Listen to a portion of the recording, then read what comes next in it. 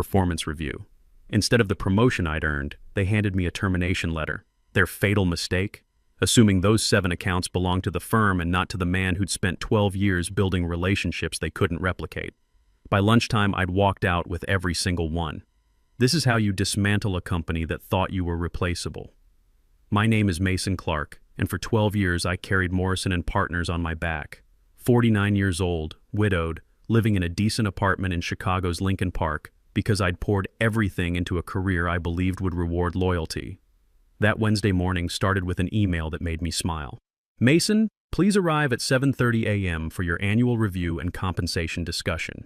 Compensation discussion. After landing the Griffin portfolio expansion last month, a $12 million addition everyone said was impossible, I knew this meant senior partner, maybe even my name added to the door. The morning commute felt different. I grabbed coffee from my usual spot, walked past the river, and felt like I'd finally made it in this city. Sarah, my daughter, had just started her junior year at Yale. Everything was falling into place. The receptionist wouldn't meet my eyes when I signed in. Strange, but I attributed it to early morning nerves. Our chief executive officer, Vincent Morrison, stood outside the executive conference room, checking his watch. He didn't smile when he saw me. Inside, 3 people waited. Vincent, Amanda from Human Resources, and someone from Legal whose name I'd never learned. No champagne, no handshake, just a folder with my name on it sitting in the center of an otherwise empty table. Mason, have a seat, Amanda said, using that voice HR people practice for delivering bad news. I remained standing. What's going on? Vincent finally looked at me, and I recognized the expression. The firm is restructuring. We're consolidating the wealth management division. Consolidating. I let the word hang there. I manage 7 of your top 12 accounts. The decision is final, the legal representative said, sliding papers toward me. We're offering standard severance, 6 weeks salary, benefits through next month, and a generous letter of recommendation. I looked at the termination date. Today. Effective immediately. You're firing me during my review meeting. Amanda shifted in her chair. We need you to surrender company property. Laptop, phone, building access. Security is waiting to escort you to your workspace. Then it clicked. Bryce Morrison, the 29-year-old with an economics degree from Northwestern and 0 practical experience, the one who'd been shadowing me for 8 weeks, asking detailed questions about client preferences, meeting schedules, communication styles, the one whose father sat in the chair across from me. Who's taking my accounts? I asked, already knowing. Vincent's hesitation confirmed everything. Bryce will be transitioning into an elevated role. He's been training extensively. The kid who'd called a municipal bond a city investment 3 weeks ago. Who'd shown up late to a breakfast meeting with Walter Griffin, costing me an hour of relationship repair. I need to contact my clients, I said. That won't be necessary. We're handling all transitions internally. Amanda's smile looked fake. Your email access was terminated at 7 a.m. Before I'd even walked through the door, they'd erased me from the system, before telling me I no longer existed. Sign the severance agreement, the legal rep said. The non-compete is standard. 18 months, same industry, 50-mile radius. I almost laughed. I never signed a non-compete when you hired me. His jaw tightened. It's incorporated into the severance package. Then I decline your package. The room went still. They'd expected compliance. Good old Mason. Always reliable, always following protocol. Security is outside, Vincent said. Standing. This needs to happen now. I walked to the door, then turned back. You might want to call Walter Griffin. He specifically chose Morrison and Partners because of our relationship. Same with Patricia Wells, the Chamberlain brothers, Helen Martinez, and Alan Price. Oh, and Bryce should know that Walter only conducts business before 8 a.m. He's particular about that. Vincent's face went pale. Those names represented $58 million in managed assets. Also, I added, Patricia's son just made partner at his law firm. She'll appreciate a congratulations card. And Alan's wife passed away 6 months ago. He's still grieving. Might need someone who actually remembers these things matter. I left them with their paperwork and their restructuring and their complete inability to understand what they'd just destroyed. 2 security guards I'd greeted every morning for 12 years stood in the hallway. Glenn, the older one, looked at the floor as he followed me to my office. The walk through the trading floor felt uncomfortable. Conversations stopped. Computer screens suddenly became fascinating. Everyone knew what was happening, but corporate survival meant pretending otherwise. My desk looked exactly as I'd left it yesterday. Coffee mug still sitting there. Notes for today's meeting with the Chamberlain brothers still visible on my monitor. Except Bryce Morrison now occupied my chair, scrolling through my files like he owned them. "Mason," he said, standing quickly. "This is awkward. I want you to know I didn't ask for this. Get up. I'm just trying to make the transition smooth. Get out of my chair." He moved aside, and I began packing 12 years into a cardboard box. The plant from my first major client. Awards from industry conferences. Photos from client dinners where I'd believed I was building something permanent. That's when I noticed a printed document on my desk. Bryce's transition plan, probably left by accident. 7 of my accounts listed with notes about modernizing communication and implementing fresh strategies. He'd lasted 15 minutes in a meeting with Patricia Wells before she'd politely asked him to let the adults talk. 20 minutes, Glenn said quietly. "I'm sorry, Mason. This isn't right." I nodded, continuing to pack. My personal laptop went into the box. My planner filled with 12 years of handwritten notes about client preferences, family details, important dates, relationships that couldn't be transferred through a memo. My company phone was gone, but my personal cell sat in the desk drawer. I'd used it for years to be more accessible to clients, building connections that existed outside Morrison and Partners infrastructure. I slipped it into my pocket. "Mason," a voice called. "Nicole from accounting, holding a folder. Final expense reports need your signature." I flipped through them. Dinners with clients, flights to conferences, thousands spent building relationships. Morrison and Partners was now stealing. "Actually, Nicole," I said loud enough for nearby desks to hear, "there's an error. The Griffin Group dinner from last week shows 6 people. Only Walter and I attended. Might want to correct that $700 overcharge." Her face turned red. The executives had been padding expenses for years. Bryce appeared again. "I was hoping we could schedule a transition meeting, maybe go over the account specifics. My consulting rate is $500 an hour, 4-hour minimum. But you're being terminated." "Exactly. Which means any knowledge transfer happens on my terms, or you figure it out yourself." His mouth opened, closed. Behind him, I saw the whiteboard where I'd mapped quarterly strategies for each client. I walked over and erased everything. 12 years of planning gone in 30 seconds. "You can't do that," Bryce protested. "I just did. That's my intellectual property. My strategies, not Morrison and Partners." Back at my desk, I finished packing. The box felt lighter than 12 years should weigh. As Glenn escorted me toward the elevator, I passed the break room. A cake sat on the counter. "Welcome to senior management, Bryce and Blue Frosting." They'd celebrated my replacement before firing me. At the elevator, I handed Glenn my building access badge. "Take care of yourself, Mason," he said quietly. I heard them talking. "They think the clients will stay because of the Morrison name.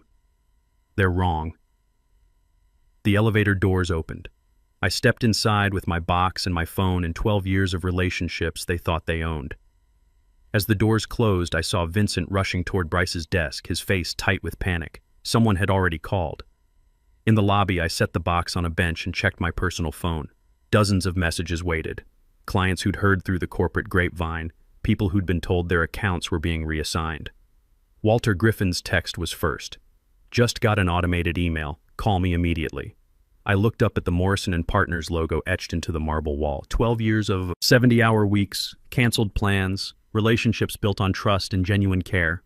They'd locked me out at 7 a.m., confident that would be enough. They were about to learn how wrong they were. My apartment had never felt more like a refuge. I dropped the box by the door and went straight to my home office, a spare bedroom where I'd spent countless nights finishing proposals Morrison and Partners took credit for. I opened my laptop and found a file I'd labeled personal network documentation. Not client financial data. I wasn't stupid enough to steal proprietary information. This was relationship intelligence, the kind you couldn't download from any database. Walter Griffin, early riser, only communicates 6 to 8 a.m. Lost his granddaughter in a car accident 5 years ago. Never schedules meetings near the anniversary. Drinks black coffee. Hates presentations. Loves handwritten notes. Tests new advisors by asking about tax-exempt bonds. If you can't explain municipal advantages in 90 seconds, you're done. Patricia Wells runs a nonprofit for women entrepreneurs, makes decisions during her morning walks. Catch her between miles 3 and 5 and she'll consider anything reasonable. Her assistant Karen screens everything ruthlessly. Remember Karen's daughter's dance recitals and you're golden. Son just made partner at Richardson and Associates. Charles and Timothy Chamberlain. They compete constantly but present united fronts to outsiders. Never put them in a room without a mediator. Email both simultaneously or they'll assume conspiracy. They test advisors by discussing different investments, then switching topics to see if you're listening. Helen Martinez runs a literacy nonprofit for underprivileged kids. Vegetarian, takes business meetings seriously. Her foundation's endowment requires careful planning. She values advisors who understand nonprofit regulations and tax implications. Alan Price, widowed 6 months ago, still grieving. Needs gentle handling around financial decisions. His late wife handled most social interactions. He's learning to navigate business relationships alone, extremely detail-oriented about documentation. Diana Foster, pharmaceutical executive, travels frequently. Prefers evening calls due to West Coast clients. Has twin daughters starting college next year. Worried about education funding and early retirement planning. Stephen Wade has a daughter with special needs requiring long-term financial planning. Extremely cautious about any changes to investment strategy. Needs detailed explanations and written confirmations for all decisions. I studied each entry, remembering the hours spent learning these details. Not through corporate training, but through genuine conversation and actually caring about them as people. My phone buzzed constantly. I'd silenced all notifications except calls and texts, so every vibration meant something real. Walter had called 5 times. Patricia left a voicemail. Even the Chamberlain brothers had sent a joint text. What's happening? Bryce Morrison just called us, but I wasn't ready to respond. First, I needed documentation. I opened a new document. Professional relationships predating Morrison and partners' employment. Because here's what their legal team had missed. I'd known Alan Price before joining the firm. We'd served on the same charity board. Patricia Wells and I had met at an investment conference 3 months before Morrison recruited me. These weren't just clients. They were my professional network. I pulled physical files from my cabinet, business cards from conferences, personal thank you notes sent to my home, holiday cards, 12 years of relationship building that existed outside Morrison's infrastructure. My personal email told the rest of the story. Hundreds of exchanges with clients from my Gmail, sent during evenings and weekends when Morrison servers were down or when clients needed immediate responses. The timestamp on Walter's first personal email, 6:45 a.m., 4 years ago. Mason, I know it's early, but I trust your judgment. Call when you can. Not Morrison's judgment, mine. I screenshot everything, creating a trail of relationships that transcended employment contracts. Then I noticed something that made me laugh, actually laugh for the first time all morning. In my effort to be thorough, I'd created detailed client profiles over the years, updating them quarterly. But I'd stored them in my personal cloud, not Morrison's system. Every preference, every strategy, every relationship detail, all mine. Bryce Morrison was operating blind, and he didn't even know it. My phone rang. Nicole, my former assistant, calling from her personal cell. Mason, I'm in the parking garage, she whispered. Bryce is having a breakdown. Walter Griffin called asking about the Memorial Fund, and Bryce has no idea what that means.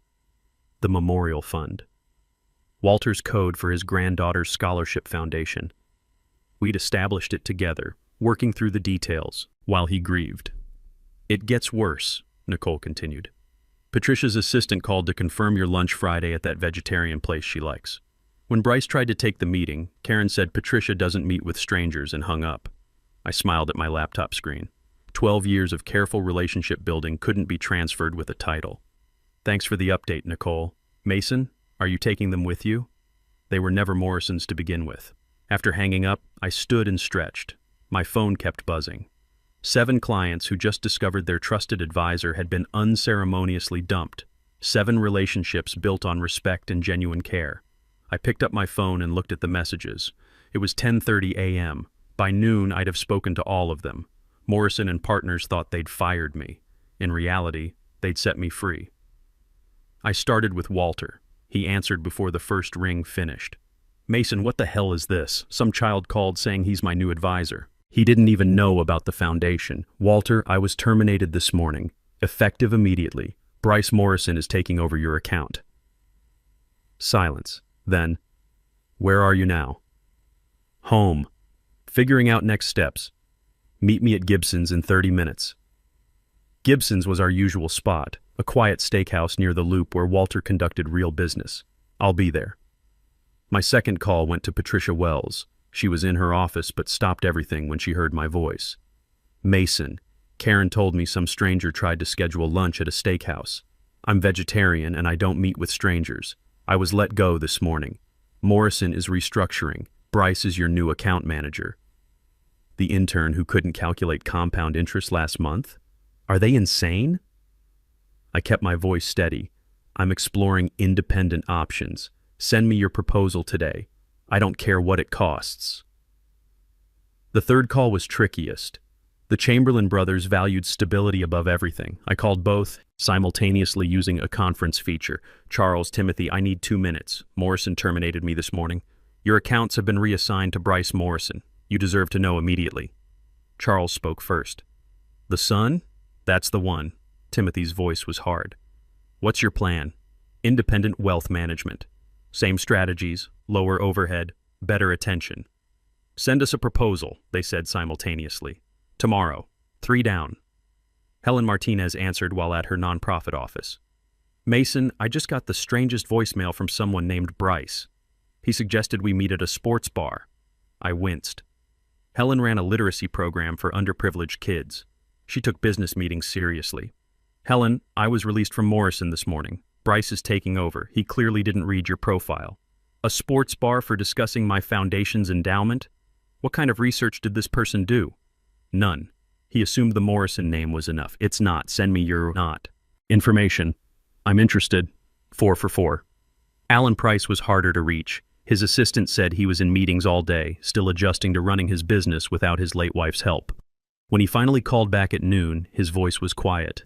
Mason, I got a call from someone at Morrison. He asked me to verify my wife's information for their records. She passed away 6 months ago. This young man had no idea. My stomach dropped. Alan, I'm so sorry. I was terminated this morning. Bryce Morrison is your new advisor. He should have been briefed about your situation. Should have been, but he wasn't. Alan paused. What are your plans? Starting my own firm. Same service, better attention to what matters. I want to hear more. Can you come by my office tomorrow?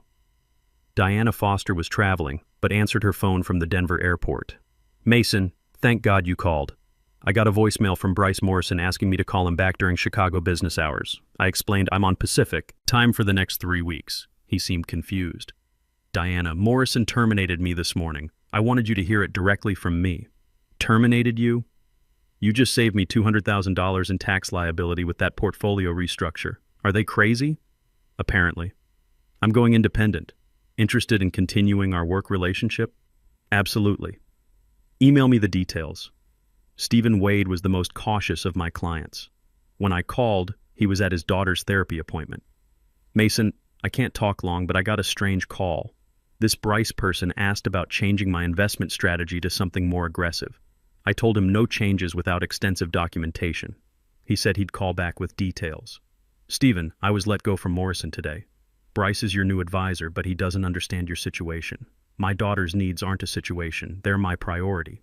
Do you have options? I'm starting Clark Wealth Management. Same conservative approach, same attention to your daughter's future needs. Sign me up. Whatever paperwork you need. 7 for 7. Every major client had chosen me over Morrison and Partners. $58 million in assets under management, all moving to my firm within 60 days. By 11:45 a.m., I was sitting across from Walter at Gibson's. He looked older than his 62 years, the way he always did when discussing serious matters. I've been with Morrison for 10 years, he said, cutting into his steak. Know why I stayed? Tell me. You. Not their platform, not their reputation. You understood what the money represented, who it honored. Walter, my attorney can have us out of that contract by end of day. I assume you're going independent. I nodded. Clark Wealth Management. Filing paperwork this afternoon. Good. I want to be your first official client. What's your rate? I haven't decided yet. Whatever Morrison was getting, I'll pay you directly. Eliminate the middleman. My phone buzzed. Patricia had sent a text. Contract terminated with Morrison. Waiting for your proposal. Walter saw my expression. Others jumping? Patricia, the Chamberlain brothers are meeting me at 2. Helen wants documentation. Alan, Diana, and Stephen are all asking questions. That's 7 clients, Mason. How much in total assets? Roughly $58 million. He raised his coffee cup. To Morrison's spectacular mistake. We spent the next hour outlining transition plans. Walter's lawyer would handle the contract termination, citing Morrison's material breach of service quality, language I'd insisted on including 3 years ago. By the time I left Gibson's, 4 more meetings were scheduled. Patricia at her office at 1 p.m., the Chamberlain brothers at a neutral conference room at 2 p.m., Helen for coffee at 3:30 p.m., the others throughout the rest of the week. In my car, I checked messages. Nicole had sent another update. Bryce has been in Vincent's office for an hour. Legal is here. They've lost Walter, Patricia, and the Chamberlains confirmed. Then a text from an unknown number. Mr. Clark, this is Richard Fletcher. Walter Griffin gave me your information. I understand you're starting a new firm. I'm interested in discussing my portfolio. 4 hours ago, they thought they were removing dead weight, promoting their chosen successor, streamlining operations. They'd locked me out at 7 a.m., assuming I'd vanish quietly. Instead, I was about to take 7 of their top accounts before most people finished lunch. Not through theft or manipulation. Simply because Morrison had forgotten the fundamental truth. People don't hire firms. They hire people they trust. My phone rang. Vincent Morrison calling from his personal cell. I let it go to voicemail, then listened. Mason, there seems to be some confusion about the transitions. We'd like to discuss a consulting arrangement to facilitate smooth account transfers. Please call immediately. I deleted the message and called Richard Fletcher instead.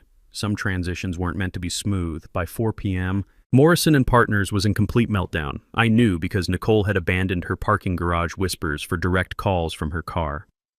Mason, it's chaos. They've lost Walter, Patricia, the Chamberlains, and Helen confirmed. Bryce has been removed from all accounts pending review. I was between meetings, sitting in my car outside Helen's office. The afternoon had been a whirlwind of handshakes, strategy discussions, and signed letters of intent. Clark Wealth Management had gone from concept to reality in 6 hours. There's more, Nicole continued. Vincent flew in Morrison's senior partner from New York. Bryce is demanding answers from his father. They're calling it the worst single-day loss in company history. Is that all? You got Alan Price, too. And Diana Foster. That's 6. Meeting Stephen Wade at 5. That'll make 7. Jesus, Mason. That's the entire top tier. They're saying you've destroyed the firm. They destroyed themselves. I'm just landing somewhere safer. My phone beeped. Amanda from HR calling. Nicole, I've got another call. Good luck. And Mason, everyone here is rooting for you. I switched lines. Amanda. Mason, we need to discuss this situation professionally. Morrison is prepared to offer you a senior partnership position, significant increase in compensation, and equity stake. Please come in immediately. Partnership. 12 years of killing myself to drive their success, and it took a $58 million loss for them to recognize my value. I saved the voicemail without responding. At 5:15 p.m., Stephen Wade signed his letter of intent with Clark Wealth Management. He was the most cautious of my clients, the one who analyzed everything twice. Mason, I've had 4 calls from Morrison in the past 3 hours. Vincent Morrison, then Bryce, then some senior partner I've never met. They seem concerned. I imagine they are. Bryce couldn't answer basic questions about my portfolio strategy. He didn't even know about my daughter's trust fund. Everyone knew about Stephen's daughter. She had special needs and required specific financial planning. What do you need from me, Stephen? A contract. Today, if possible. I'll have it to you by tonight. 7 for 7. Every major client had chosen me over Morrison and Partners. $58 million in assets under management, all moving to my firm within 60 days. Nicole texted one final update. Emergency board meeting. Senior partner is threatening to dissolve Chicago office. Vincent might be fired. CEO is demanding to know how they lost $58 million in one day. I pulled up my new business account. Walter's retainer had already hit. Patricia's would clear tomorrow. By week's end, I'd have more capital than I'd earned in 3 years at Morrison. But it wasn't about money. It was about Walter trusting me with his granddaughter's legacy, Patricia believing I understood her values, the Chamberlain brothers knowing I was the only one who could manage their dynamics, Helen letting me into her foundation's important work. Morrison had thought these relationships were company assets, names in a database that could be reassigned at will. They'd locked me out of their systems at 7 a.m., confident that would control the outcome. By 6 p.m., they'd learned otherwise. My phone rang again, Vincent Morrison calling personally. This would be interesting. I answered on the third ring. Mr. Clark, I think we need to discuss this misunderstanding. There's no misunderstanding. Your company terminated me during my review. I've started my own firm. Clients have independently chosen to follow. That's business. His pause lasted long enough that I wondered if we'd been disconnected. What will it take to make this right? Nothing you're willing to offer. Try me. I thought about it. Public apology? Vincent's resignation? Bryce's humiliation? None of it mattered anymore. Your firm gave Bryce my job because of his connections, not his competence. That tells me everything about Morrison's values. My clients deserve better. We could pursue legal action, you could try. But while your lawyers file paperwork, I'll be managing portfolios. Your choice. I hung up before he could respond. Some bridges were meant to burn, and I'd brought plenty of matches. The legal threats arrived like clockwork. By Thursday morning, 3 different cease and desist letters had landed in my inbox, each more desperate than the last. My attorney was having the time of her life. They're grasping, she told me. First, they claimed non-compete violations that don't exist. Then they alleged theft of proprietary information without specifying what you supposedly stole. Now they're trying tortious interference. We're not just defending, she continued. We're countersuing. Wrongful termination, unpaid bonuses, defamation. They want to fight, they'll get one. By noon, the Business Journal article was online. Morrison and partners hemorrhages assets after firing key manager. They had interviewed sources who painted a picture of nepotism, panic, and catastrophic judgment. Bryce Morrison was described as unavailable for comment pending internal review. But the real victory came at 2:30 p.m., when my phone rang with a Boston number. Mason, this is Richard Fletcher. We've never met, but Walter Griffin gave me your information. I'm looking for new wealth management, and your reputation precedes you. I appreciate that, Richard. What kind of portfolio are we discussing? $18 million currently with Morrison, actually. But after hearing what happened to Walter and the others, I'm exploring alternatives. By end of business Thursday, I had 3 new client inquiries, all referrals from my original 7. Morrison wasn't just losing my accounts, they were losing the trust that generated new business. Friday afternoon, 1 p.m., the private room at Gibson's overlooking downtown Chicago. 7 people sat around the table representing $58 million in managed assets and 12 years of relationships that no corporate restructuring could touch. Walter raised his water glass. To terrible decisions and the opportunities they create. Patricia laughed. To HR departments who think connections matter more than competence. To remembering our coffee orders, the Chamberlain brothers said in unison. Helen smiled. To advisors who actually care about our missions. Alan, Diana, and Stephen nodded in agreement. We weren't just celebrating contracts. This lunch marked the birth of something bigger. Clark Wealth Management, built on the idea that clients were people, not portfolio numbers. I have news, Walter said. Morrison tried to sue me for breach of contract. My lawyer's response was beautiful. Apparently, when you fire someone during their bonus meeting and replace them with incompetence, you've materially breached first. Patricia pulled out her phone. Speaking of Morrison, look at their stock price, down 22% this week. The financial press is calling it the Clark effect. There's more, Patricia continued. 6 other firms have contacted me this week. They all asked the same question. Is your advisor taking new clients? I am, I said, but I'm being selective. My phone buzzed. Nicole texting. New management just announced complete overhaul. Bryce is gone. Vincent is gone. Someone put a plant on your old desk with a sign, in memory of competence. I showed the message to the table. Even the Chamberlain brothers smiled. You know what's funny? Walter leaned back. Vincent called me yesterday, offered to rehire you at triple salary if I'd return. As if this was about money. What did you tell him? That Bryce cried in my office? That he tried to schedule Patricia at a steakhouse? That he asked Helen if the foundation thing was really necessary? His expression hardened. Then I told him about Sarah, my granddaughter. The foundation Bryce had reduced to that thing. He hung up on me. As we finished lunch, I thought about Wednesday morning, walking into that conference room expecting recognition, receiving termination instead. How Bryce had been at my desk before security escorted me out. How they'd locked me out at 7 a.m., confident that would be enough. Vincent was gone. Bryce was gone. Morrison and Partners was hemorrhaging talent and reputation, their future uncertain. All because they'd believed relationships could be owned rather than earned. One more thing, Walter said as lunch wound down. I've been talking to colleagues, private equity managers, family offices, hedge fund advisors. They're all asking the same question. Who's Mason Clark? And is he accepting new clients? Patricia laughed. Get in line.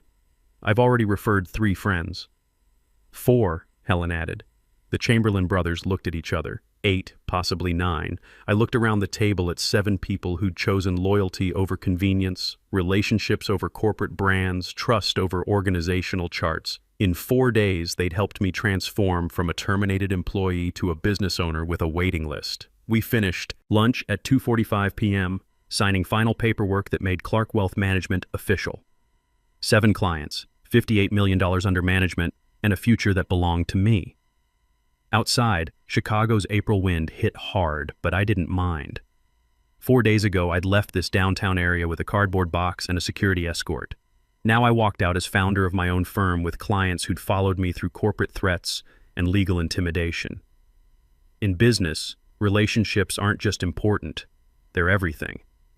Morrison and Partners had called me in for a bonus meeting and handed me termination instead. They'd thought they were cutting costs, making room for the next generation, streamlining operations. Instead, they'd given me the greatest gift imaginable, freedom to build something real with people who valued trust over org charts, competence over connections. $58 million, 7 clients, and 1 lesson that destroyed a company. When you fire the person holding your business together, don't be surprised when it all falls apart. By Friday evening, Clark Wealth Management was thriving, Morrison and Partners was dying, and Bryce Morrison learned what happens when nepotism meets reality. The best revenge isn't just success, it's the kind that shows exactly what your former employer lost. They'd lost everything that mattered, one relationship at a time. People don't quit companies. They quit bosses who mistake titles for leadership and think nepotism can replace years of proven results. In the end, loyalty isn't something you demand from employees. It's something you earn from clients who will follow the person they trust, not the logo on the building.